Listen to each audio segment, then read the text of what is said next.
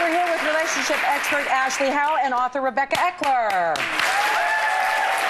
topic is, and I think everyone can relate to this, is men you should never marry, and none of us are married.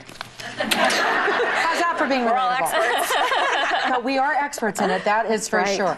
So you know what we did? We asked our viewers for the types of men we should, I gotta do, hair. Hair. That's attractive on national television. Okay. Let me say this again. We asked our viewers the types of men we should avoid, and here are the results, okay? Number one, Shannon says, she says, never marry a man who can't provide references. Laugh out loud.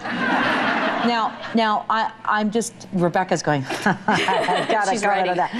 What do you have to say about that? Well, two things. I once had a guy ask me out and give me his references, and I thought I was like, is that creepy or is that like admirable? I'm not sure, like one or the other. But if they have no like references, like no girlfriends, no family, Like no they've never had a committed anything, relationship, yeah? There's something to, like where do they pop up from?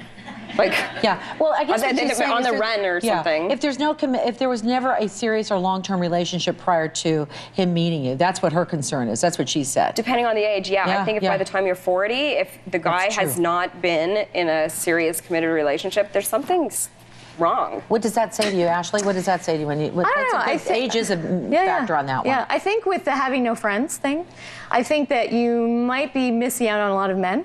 Especially, let's say, if they've been married before. So men typically aren't as good at keeping their network of friends up when they're married. So they kind of put all of the emotional stuff into the female, their partner, and they rely on her. And so a lot of their friends kind of fall by the wayside. So if they've had a lot of committed relationships, their friends may have fallen by the wayside. So I don't know if that's a really great indicator. I think a better test is, do people generally like them? You know, like at work and people, is he fun to be around? Do people like him? Even if he doesn't have a lot of friends that he calls up and hangs out with, is he likable? Do people like him? So I think it's sort of like the I Love You Man movie, you know, the guy who's like, I gotta get some friends, you know, because his wife has all these, or his fiance has all these friends and he hasn't really. We do that, don't we? But if they're in their early 20s and they have like no friends, so there's something, like. Run, Forrest, run. Yeah, that's right. Okay, Trina sent us a video with her opinion. Let's take a look and see what Trina had to say. Go for it. Hi, Marilyn. My rule is never to marry a man who's too attached to his mother. You don't want to be the second woman in his life. You don't want to be the second one? Okay, let's... I always say this, but you do want to be the second. I think next to the mother should be the wife or girlfriend. I feel really strongly about that. Well, you know, if you... And I think you can see so much about how men treat their mothers, right? Well, listen, I'm too old. They're probably dead now. But... Which may be a good thing for a lot of women. But it's a really good, to me, a really good indicator, the dance that the son and the mother do. And I guess the father and the daughter too. Don't you agree with that too, Ashley? Yeah, I do. I mean, I would prefer over-attachment than I can't stand my mother and I cannot say anything nice about her. I don't like that. So I would ask the question, what does overly attached look like? You know, because I think we all have a different Rebecca knows.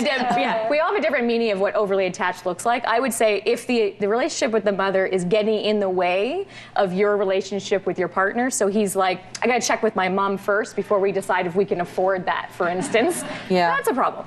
But apart from that, somebody really being attached and liking their mom and hanging out with them and stuff, I think that that's a great sign. I do too. Yeah. I feel like my son's 23 and I have a really great relationship with him. And it's hard to know when to step back and step forward. It really you need the mummy moderation as the girlfriend, like the mummy moderation, so they're not overly attached, but they still respect them and talk nicely about them and want to see them. Yeah, I think so. Don't you think so? Absolutely. Yeah, I do too. You could tell a lot by I mean, you said your son was what, 20? He's 20. He's going to be 23. Yeah. Okay. Would you do his resume for him? Absolutely not. Well, I dated a guy in his 40s whose mother was still doing his work for him. Oh, Rebecca. Oh, well, wow. Live and learn. Okay, number 3. Michelle says, men you should never marry. Passive-aggressive men consistently avoiding important talks. More concerned about rationalizing your emotions than soothing them. Emotionally distant. Okay, so, let's talk about that. All right, that's hard.